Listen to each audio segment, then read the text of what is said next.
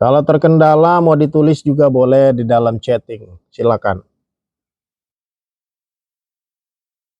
Kalau dalam dunia cryptocurrency dikenal dengan AMA, Ask Me Anything. Tanya saya segala hal. AMA itu ya. Jadi apa pertanyaannya Reinhard? Tentang tugas sih Pak, pertanyaan Pak, yang grup kelompok itu Pak. Silakan Reinhard. Itu deadline-nya kapan ya Pak? Lebih cepat lebih bagus, tapi usahakanlah selesai tanggal 7 ya, paling lambat. Kenapa? Supaya cepatlah Natal kita ini, jangan nanti kalian Natal masih pikirin tugas-tugasmu ya.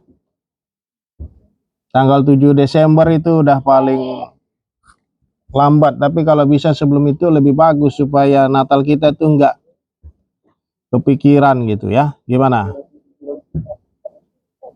Menjawab pertanyaanmu?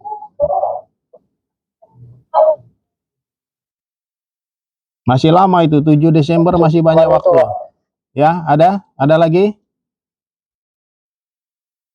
Oke, terima kasih. Baik, siapa lagi mau bertanya? Recording in progress. Siapa lagi yang mau bertanya? Pemumpat. Ya, Berliana. Apa pertanyaannya? Weh, siapa yang pencet, Cok? Oh, siapa yang pencet-pencet apa nih? Ya. Aduh. Itu cara menggunakan Zoom itu mesti ada pelatihan kayaknya kalian ini. Kayaknya perlu ada pelatihan bagaimana menggunakan Zoom dengan baik dan benar. Kalau lagi pakai Zoom itu jangan mic-nya tuh dibuka, itu kalau mau ngomong baru dibuka itu. Ya.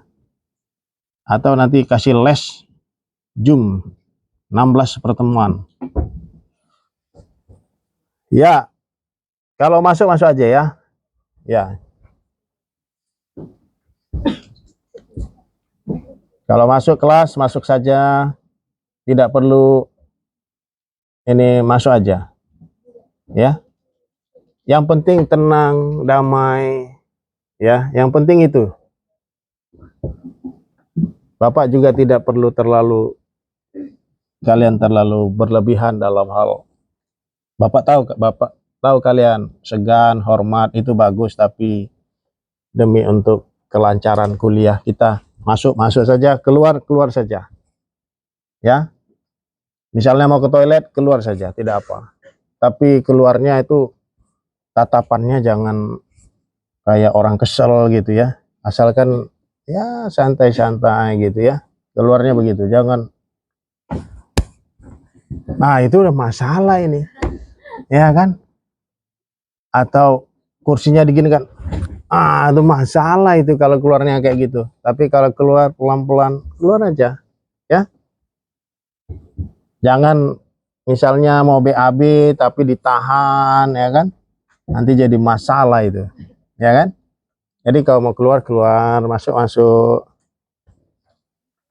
Cara seperti orang dewasa. Ya, caranya seperti orang dewasa. Seperti mahasiswa. Ya. Bukan seperti taman kanak-kanak. Oke? Baik. Tidak ada yang bisa bicara di sini? Semuanya bisa bicara? Pak, saya Bisa. Pak, Jadi saya ingin bertanya, Pak. apa pertanyaanmu, Lestiana Nainggolan? Ya, ini terkait ini Pak, hari Sabat Pak. Hari Sabat. Iya, gini Pak. Kalau di kita kan di beberapa orang Kristen pada umumnya itu mengasumsikan bahwa hari Sabat itu hari Minggu, makanya ibadah juga di hari Minggu.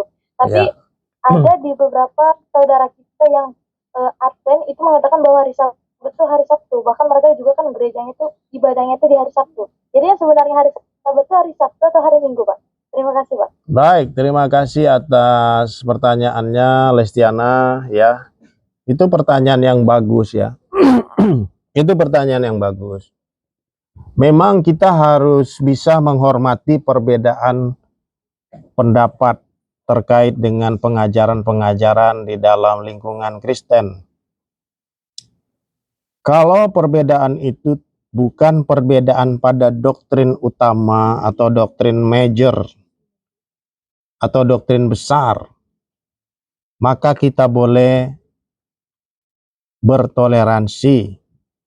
Artinya kita boleh menghargai, menghormati, ya. Jadi doktrin tentang sabat ini bukan doktrin major. Bukan doktrin major. Artinya orang percaya atau tidak doktrin itu, orang menerapkan atau tidak doktrin itu tidak akan membatalkan kekristenannya. Tidak akan membatalkan keselamatannya. Jadi tidak apa berbeda di situ, ya. Jadi kalau mereka tetap mempertahankan hari Sabat sebagai Jumat malam, sebenarnya bukan hari Sabtu, ya. Jumat malam, Jumat matahari tenggelam sampai Sabtu matahari tenggelam, sebenarnya itu yang benar, ya. Bukan hari Sabtu. Tapi mulainya itu Jumat malam, ketika matahari terbenam. Sunset to sunset. Jadi Jumat malam matahari terbenam sampai Sabtu matahari terbenam. Itu adalah hari Sabat orang Yahudi dan juga orang Advent, ya. Tidak apa, tetapi artinya secara prinsip memang manusia itu perlu beristirahat. Itu prinsipnya. Orang Advent beristirahatnya itu hari Jumat malam sampai Sabtu malam. Tapi kita memang perlu istirahat. Bangsa-bangsa lain selain bangsa Yahudi di zaman dahulu tidak mengenal waktu istirahat. Mereka tidak ada libur. Jadi dalam 1 minggu itu mereka akan kerja terus. Tetapi karena ada pengaruh orang Yahudi dan Kristen, maka dunia mengadopsi libur 1 kali seminggu. Luar biasa orang Yahudi dan orang Kristen, ya kan? Memberikan pengaruh pada dunia sehingga ada libur. Bayangkan kalau kamu tidak ada libur, bagaimana wujud kamu hari ini? Ya, bagaimana kamu merasa hari ini? Tentu kamu merasa sesuatu yang kurang, benar? Sedangkan sekali seminggu aja libur, kamu pun merasa kurang, benar gak? Ya kan? Ya, bayangkan kalau tidak ada libur. Jadi perlu memang libur itu, ya.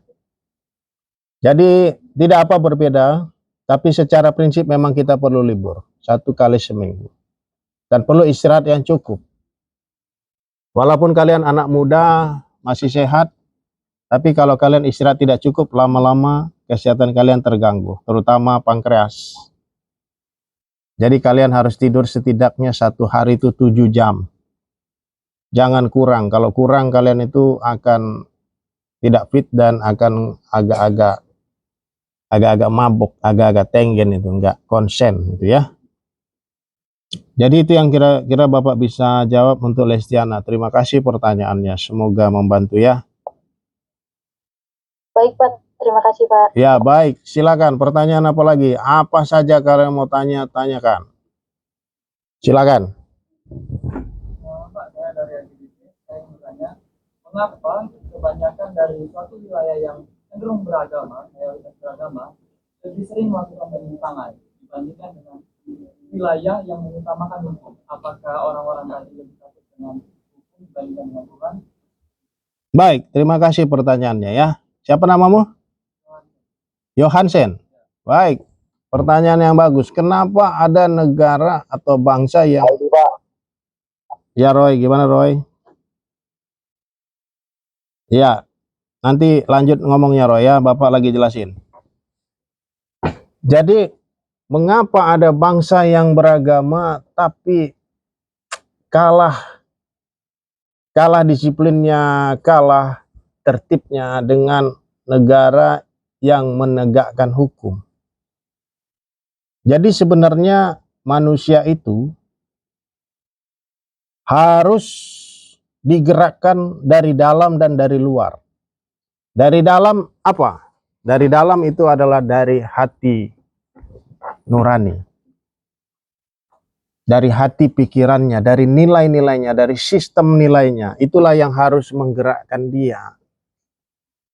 Itulah yang harus memotivasi dia. Itulah yang harus menjadi dasar dia menjalani segala sesuatu. Tetapi itu tidak cukup. Tapi juga harus ada, selain dari dalam keluar, harus juga ada dari luar ke dalam. Apa itu dari luar ke dalam? Adalah sistem. Sistem yang diterapkan agar orang tidak melakukan hal-hal seenaknya. Tidak melanggar hak orang lain. Tidak melanggar hal-hal yang tidak semestinya. Jadi dua-duanya itu diperlukan. Ada negara yang mungkin secara agamawi dia nggak terlalu, tapi sistemnya bagus. Misalnya yang tidak terlalu dalam hal agamawi, misalnya negara-negara yang kita tahu sekarang ini seperti misalnya negara China, Singapura. Kelebihan mereka ada pada sistemnya. Sistemnya itu bagus. Perusahaan-perusahaan yang mempunyai sistem yang bagus, walaupun dia tidak mengenal karyawannya secara pribadi, dia bisa terima karyawan, mempekerjakan karyawan, membayar karyawan. Tetapi karyawannya tidak bisa mencuri uangnya. Tidak bisa menipu perusahaan begitu saja. Kenapa? Karena ada sistemnya. Ada flow bagaimana orang harus bekerja, siapa melaporkan kepada siapa, bagaimana sistem pelaporannya, ada CCTV, dan lain sebagainya. Ada sistem. Dengan adanya sistem itu, maka orang tidak bisa melakukan hal-hal dengan seenaknya, melanggar hak-hak orang lain, melakukan kriminal, dan lain sebagainya. Jadi selain sistem kontrol, sistem pengelolaan, perlu ada sistem nilai dari dalam. Seperti itu. Jadi harus ada dua-duanya, sistem nilai dan juga sistem kontrol. Ya, seperti itu. Nah, ada juga orang beragama itu karena di dalam suatu konteks, di dalam satu situasi, agama itu atau orang yang menganut agama atau orang yang mempunyai jabatan dalam agama itu dipandang sebagai sesuatu yang tinggi tingkatannya. Misalnya, dahulu di Eropa, selain bangsawan, rohaniwan itu juga adalah kaum yang terpandang. Misalnya di dalam dunia di mana banyak mayoritas agama Hindu, agamawan, kaum Brahmana, itu adalah orang yang dipandang, ya. Tetapi saudara, bahwa jabatan agamawan, level agamawan, itu adalah sesuatu yang sifatnya eksternal, bukan internal. Karena itu orang boleh saja beragama, tetapi agama yang sejati itu harus memanifestasikan karakter yang baik. Itu agama yang sejati. Penerapan agama yang sejati harus dapat memanifestasikan buah-buah yang baik gitu. Jadi tadi pertanyaan Johansen tadi itu suatu yang bagus, ya. Jadi kalau kita belajar agama itu harus bisa memanifestasikan karakter-karakter yang baik. Itu tantangannya. Bukan hanya menggunakan aksesoris, jargon-jargon agamawi, ya, tetapi tidak tampak pada buah-buahnya, tidak tampak pada manifestasi karakternya, ya. Jangan kita tidak selaras gitu dengan karakternya ya. Jangan dikit-dikit puji Tuhan, haleluya, tapi karakternya tidak tampak itu. Jadi harus selaras. Menjawab pertanyaanmu, Johnson? Ya, jadi harus di dalam, di luar juga ada sistemnya. Kalau kamu nanti jadi orang tua, kamu nggak bisa hanya pakai sistem eksternal. Tidak bisa hanya menggunakan sistem kontrol, misalnya marah-marah, ya, kenapa pulang malam dan lain sebagainya. Itu tidak cukup, harus dari dalam hati. Perubahan itu harus dari dalam hati. Kalau dari dalam hati itu sudah baik, maka sistem kontrol sudah tidak terlalu perlu.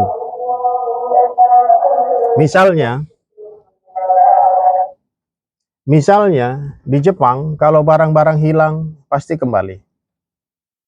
Kenapa? Karena mereka sudah ada sistem nilai tentang itu. Ya.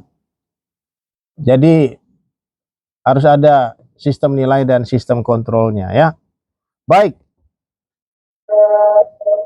Ada lagi pertanyaan? Ada lagi pertanyaan? Ya. Jadi gini Pak, teman saya yang muslim itu sering bertanya kepada saya, sebenarnya Tuhan kalian ada berapa sih, dan Tuhan kalian yang mana sih gitu Pak.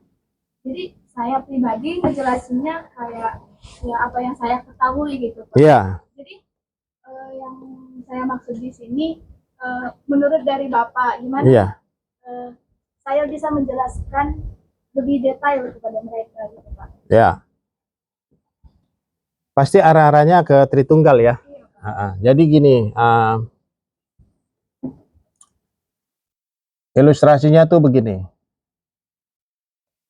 Ini botol, keberadaannya ada berapa? Keberadaannya.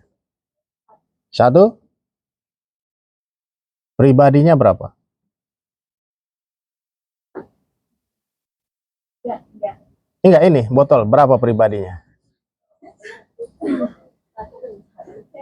Dia pribadi atau bukan? Dia personal atau impersonal? Impersonal. Dia bukan pribadi. Keberadaannya 1, pribadinya 0. Ini bukan pribadi kan? Oke? Kamu keberadaannya berapa? Pribadimu? Pribadimu. Kamu berapa pribadi? Kamu.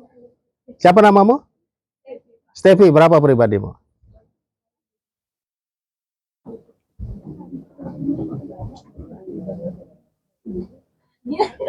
Iya. Steffi, berapa pribadinya?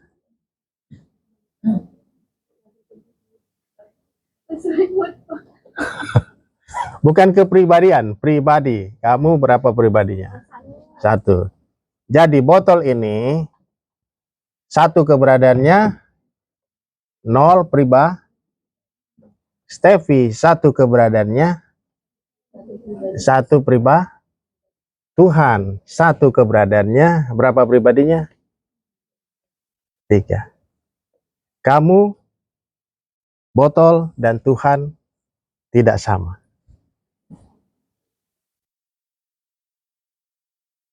Menjawab? Maksudnya kalau ibaratnya manusianya Pak, berarti Tuhan itu cuma 1.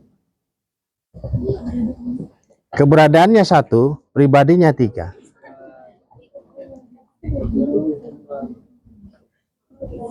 Kalau kamu, keberadaannya berapa? Pribadinya?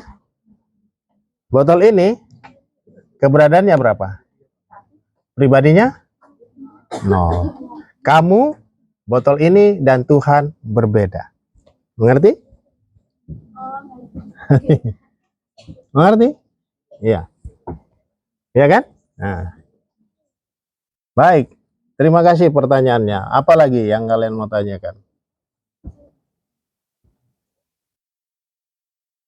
Oke, ini ada pertanyaan temennya bernama Nicholas. Pertanyaan saya di sini mengenai baptisan, Pak. Makna baptisan itu sendiri adalah pengampunan dosa dan kelahiran baru, Pak. Jadi mengapa Tuhan Yesus Kristus itu juga dibaptis, Pak? Padahal Tuhan Yesus itu sendiri adalah suci dan tidak berdosa. Baik, terima kasih pertanyaannya Nicholas. Baptisan daripada Tuhan Yesus bukan untuk mengampuni dosanya karena dia tidak berdosa. Dia memang masuk ke dalam dunia yang berdosa, tetapi bukan untuk mengampuni dosanya. Dan Yohanes Pembaptis sudah terlebih dahulu mengatakan dia tidak mau membaptis Yesus, bahkan dia pun tidak layak membaptis Yesus, dan dia tahu bahwa Yesus itu adalah anak Allah. Nanti Nicholas boleh baca dalam Yohanes pasal 1, dia melihat ada Roh Kudus turun dalam wujud burung merpati, turun ke atas Yesus, dan dia tahu Yesus adalah anak Allah. Karena itu dia tidak berani, bahkan katanya, membuka tali kasutnya pun aku tidak layak.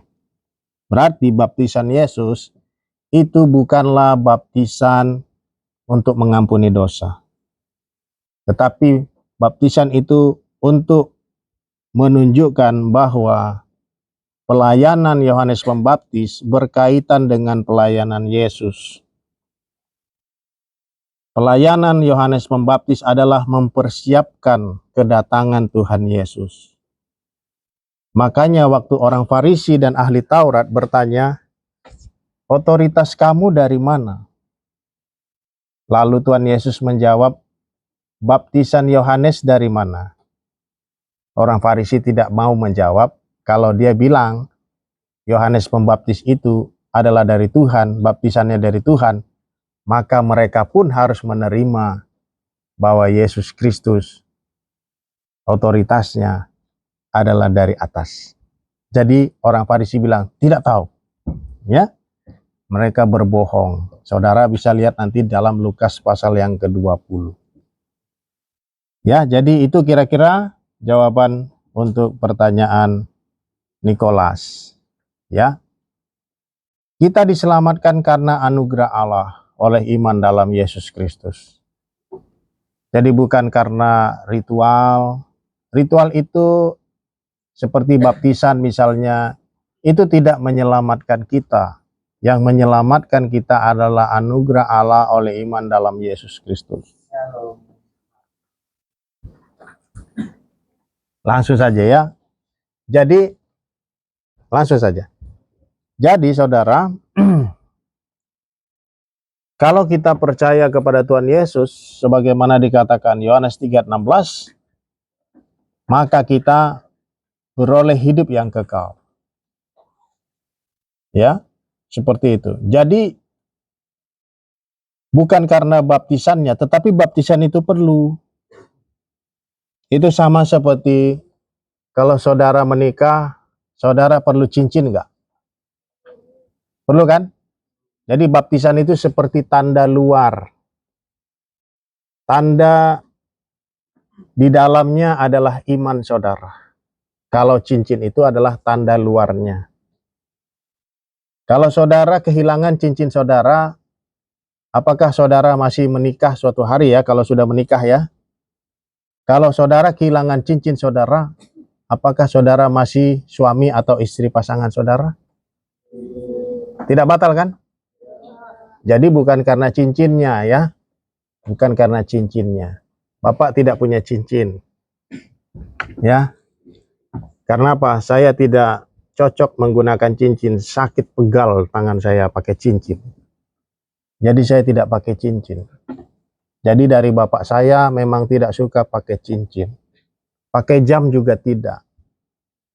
Jadi bapak dulu pernah dihadiahi teman, komunitas menghadiahkan bapak jam tangan. Bapak buka, taruh di restoran.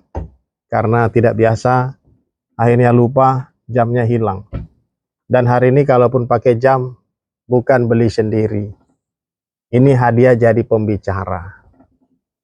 Ya, yang pasti bukan 1 miliar ini ya. Tidak ya. Ini hadiah jadi pembicara. Jadi saya pakai saja ya. Tapi mungkin tidak lama sudah tidak pakai lagi. Mungkin tahun depan saudara tidak lihat saya pakai jam lagi ya. Jadi itu adalah tanda luar. Yang penting adalah tanda di dalam. Saudara percaya, beriman dalam Yesus. Menjawab pertanyaanmu Nikolas, semoga ya. Baik, ini ada pertanyaan dari wah banyak pertanyaan ya. Kalian suka bertanya sebenarnya ini. Oke. Satu dari Zoom gantian ya, satu dari kelas. Oke, itu tadi jawaban untuk Nikolas dari Zoom. Oke, ada di sini yang mau tanya lagi? Oke, silakan. Kita kan semua tahu bahwa Adam dan Hawa itu adalah manusia pertama. Berarti secara tidak langsung untuk melanjutkan keturunan akan terjadinya pernikahan saudara. Yang mana kalau pernikahan saudara ini terus dilanjutkan akan terjadinya cacat genetik. Dan dalam agama sendiri kan pernikahan saudara itu dilarang, Pak. Pertanyaan saya, bagaimana peradaban sekarang ini ada dengan faktor-faktor tidak mungkin itu, Pak? Ya. Siapa namamu? Stephen, Pak. Stephen. Itu pertanyaan yang bagus dan kritis ya. Jadi Stephen perlu untuk mengetahui bahwa zaman Adam dan Hawa, manusia hidup itu sampai 900-an tahun. Jadi kalau Stephen bagikan 900 bagi 25 berapa generasi? Kira-kira? Mungkin bisa mencapai 35, 36 generasi. Dan berapa banyak keturunan yang bisa dihasilkan dalam 36 generasi? Banyak. Banyak sekali ya. Anak, beranak lagi, jadi banyak ya. Jadi orang bisa pada saat itu menikah dengan saudaranya. Pada saat itu. Berarti pada saat itu pernikahan saudara belum dilarang? Belum. Pernikahan saudara baru dilarang dalam kitab Taurat. Tetapi pada masa itu orang hidup bisa sampai 30 generasi. Jadi Stephen itu bisa lihat anaknya Stephen, cucunya masih bisa lihat.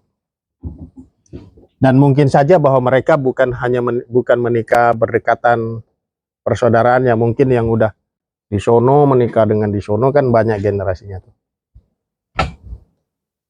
Jadi pernikahan saudara itu baru dilarang di kitab Imamat sekitar tahun 1500 sebelum Masehi. Sebelumnya belum ada. Menjawab pertanyaanmu? Dan dulu kualitas hidup masih sangat tinggi sehingga orang bisa punya usia sampai 900-an tahun. Sekarang banyak pencemaran, banyak makanan kemasan, banyak kimia, banyak pengawet, ya kan? Banyak virus, bakteri dan lain sebagainya. Menjawab pertanyaanmu? Oke, terima kasih. Siapa lagi dari Saud? Pertanyaan Saud sekarang kita lihat di Zoom ya. Ini Bapak tidak bisa tampilkan karena kabelnya tidak ada. Bagaimana seorang Kristen dapat tetap setia kepada Tuhan di tengah ancaman serius terhadap nyawanya? Contohnya 21 martir pada tahun 2015. Pertanyaan yang bagus, Saud Alvarisno. Dalam kekristenan kematian bukan hal yang final. Waktu kita meninggal, kita tidak mengatakan goodbye. Tapi dalam kehidupan orang Kristen, kematian adalah see you in heaven. Kita tidak mengatakan goodbye, tetapi I'll see you in heaven. Artinya apa? Bahwa penderitaan seperti apapun bukanlah hal final bagi orang Kristen. Orang Kristen itu akhirnya selalu happy ending. Happy endingnya di mana, saudara? Di surga yang kekal. Jadi, ya, Kalaupun harus begitu, tidak masalah. Kata Rasul Paulus dalam Filipi 1 ayat 21, hidup adalah Kristus dan mati adalah keuntungan. Itu sebenarnya pemahaman orang Kristen yang sebenarnya harus begitu. Mati bukan kerugian. Mati buat kita adalah keuntungan. Kenapa? Karena kita bertemu Bapa di sorga. Karena kita mendapat hidup yang kekal. Kita tidak takut mati. Tapi kita juga tidak takut hidup. Ya, mana yang lebih bagus? Takut mati atau takut hidup?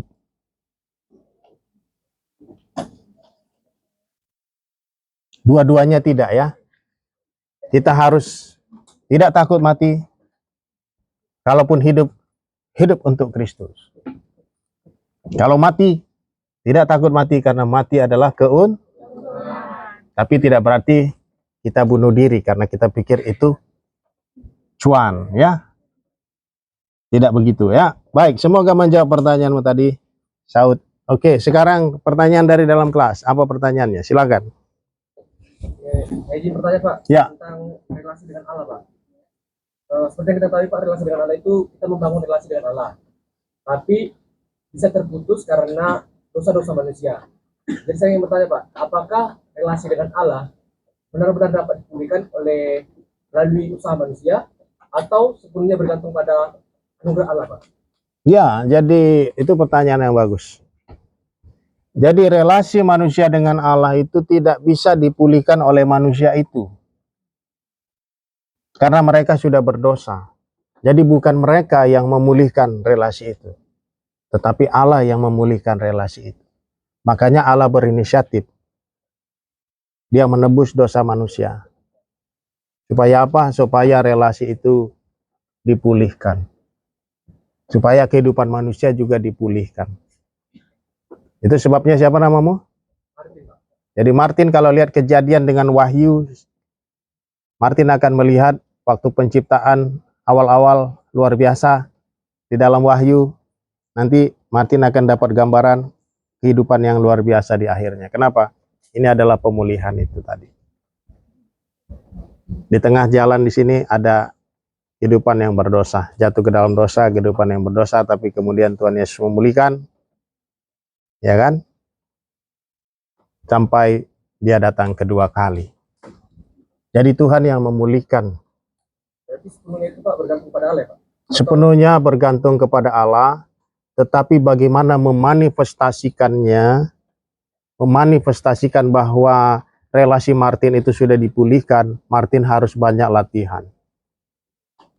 Tapi latihannya itu bukan berarti karena hebatnya Martin, tapi karena anugerah Allah. Misalnya,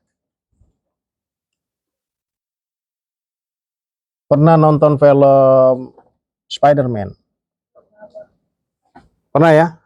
Spider-Man memberikan gambaran pentingnya latihan untuk memanifestasikan kemampuannya. Waktu dia digigit sama laba-laba itu, dia nggak langsung bisa hebat kan? Dia harus latihan loncat juga, latihan terbang juga, sampai akhirnya dia mahir. Dia memanifestasikan itu. Gitu. Sama seperti kita udah digigit laba-labanya Tuhan itu. Kita sudah dianugerahkan Tuhan keselamatan, tapi kita harus banyak latihan untuk memanifestasikan karakter-karakter yang baik. Memanifestasikan bukti relasi kita sudah baik dengan Allah, buah-buah yang baik, kehidupan yang baik, itulah bukti daripada relasi kita telah dipulihkan. Menjawab pertanyaanmu? Oke. Terima kasih.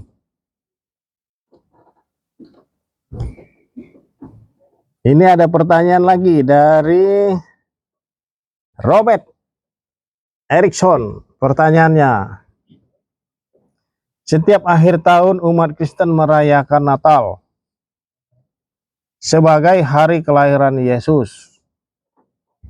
Apakah hal tersebut benar menurut pandangan Alkitab? di mana Yesus sendiri tidak pernah mengatakan untuk memperingati hari kelahirannya. Terima kasih Pak. Ya, ini juga pertanyaan yang kritis, ini juga pertanyaan yang bagus ya. Jadi ada beberapa kelompok Kristen yang memang tidak merayakan Natal.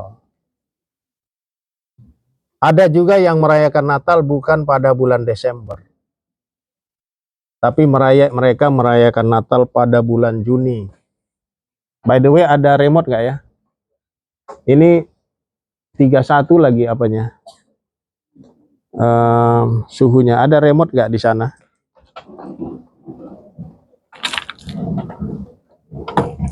Suhunya 31 loh ini.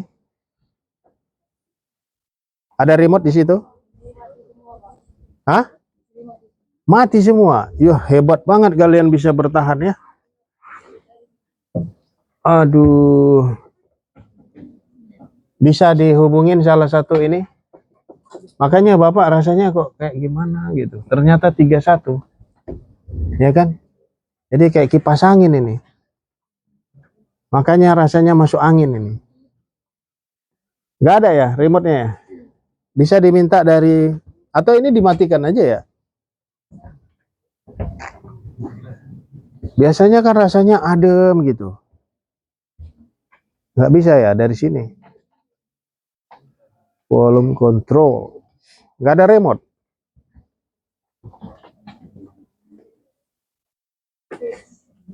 Di sana nggak ada.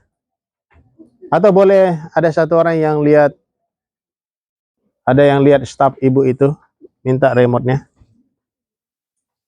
Siapa yang bisa? Boleh? Bantu, lihat. Ya, silakan, silakan.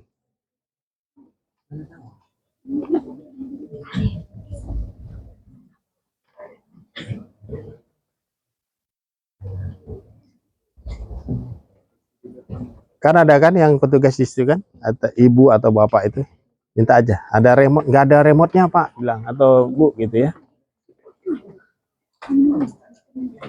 Hah? Ngerti? Ngerti? Oke, coba.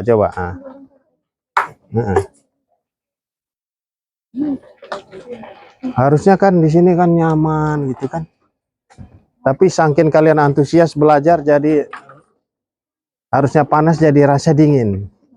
Ya? Hah? Kita question and answer. Tanya jawab.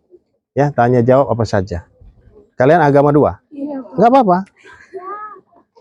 Karena memang kita di sini pada sesi ini hari ini question and answer, tanya jawab. Kenapa? Karena belajar itu kadang-kadang metodenya harus berubah. Kalian dari FKIP atau dari mana? FKIP. Mau apa lagi kan? Ngerti kan kalian kan? Harus rubah metodenya, jangan satu aja metodenya, harus rubah. Apakah diskusi, apakah presentasi, apakah menulis, apakah harus banyak metodenya itu. Ya. Harus banyak metodenya. Jadi metodenya hari ini adalah question and answer. Kalian bisa tanya apa saja.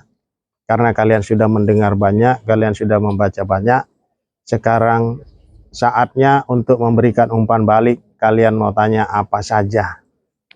Silakan. Agama 1, agama 2, agama 3 nggak ada ya. Agama 1, agama 2. Silakan, kalian mau tanya apa saja. Sambil remote-nya dicari.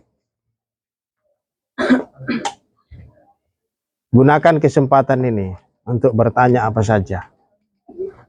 Ini mau angkat tangan ya? Siapa namamu? Rafael. Ya, kamu mau tanya apa Rafael? Pada saat bangsa Israel keluar dari tanah Mesir kan Pak? Enggak, masuk aja. Ketika bangsa Israel keluar dari tanah Mesir kan Pak? Di situ kan Tuhan bilang memperingati, disuruhlah bangsa Israel ini makan roti yang tidak beragi dan sayur-sayuran pahit Pak. Yang dimaksud sesudah itu Tuhan itu mengingatkan, gantilah ragi itu dengan bahan yang baru. Yang dimaksud dengan ragi itu apa Pak? kan katanya perumpamaan itu ragi itu dalam peringatan keluarnya bangsa Israel itu dari tanah Mesir. Ya, ya. Itu adalah bayang-bayang. Bayang-bayang. Nggak apa-apa, masuk aja ya. Masuk aja. Ada berapa banyak yang kalian datang? Cukup nggak kursinya? Masih banyak kan? Masuk aja. Cukup, Pak? Lagu mereka, Pak. Oh, baiklah. Kalau nggak cukup, mohon maaf ya, agama satu. Sampai ketemu lagi minggu depan. Tapi itu tadi jawaban singkat Bapak, itu adalah bayang-bayang. Ya, realisasinya adalah kematian Yesus, makanya dia ada makan roti, dia adalah domba paskanya. Ya, oke. Terima kasih. Ya, kita perlu ruangan yang lebih besar lagi nih, ya. Oke, terima kasih ya sudah hadir. Tuhan berkati, ya. Oke. Shalom Pak. Shalom, shalom. Ya. Oke, mulai tegodang. Ya. Ya, Tuhan berkati. Sorry ya. Ya, jadi terbatas ini pertanyaannya. Oke. Ya, Tuhan berkati. Pak izin Pak, Ya. mau nanya tugas agama itu kayak mana ya Pak? Tugas yang mana nih? Ini Pak yang buat UTS, UAS Pak. UAS yang kelompok. Iya Pak. Kalian pilih 3 hal. 3 hal aja. Atau lihat contohnya sudah yang Bapak pilih. Bapak posting ya. Oke. Ya, ya, terima kasih. Ya. Tuhan berkati. Masih. Ya, God bless. Tuhan berkati. Ya, Tuhan berkati ya. God bless ya. Ya. Ada kuliah lagi hari ini? Ada lagi ya? Oke. God bless.